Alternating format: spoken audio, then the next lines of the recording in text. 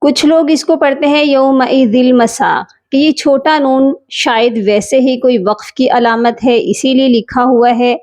یا واو زبر یو، میم زبر ما، یوم، حمزہ زیر ای، یومئی۔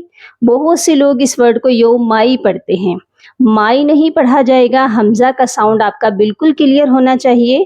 یومئی، ذال زیر دی، یومئذی، نون لام زیر نل، یومئذنل۔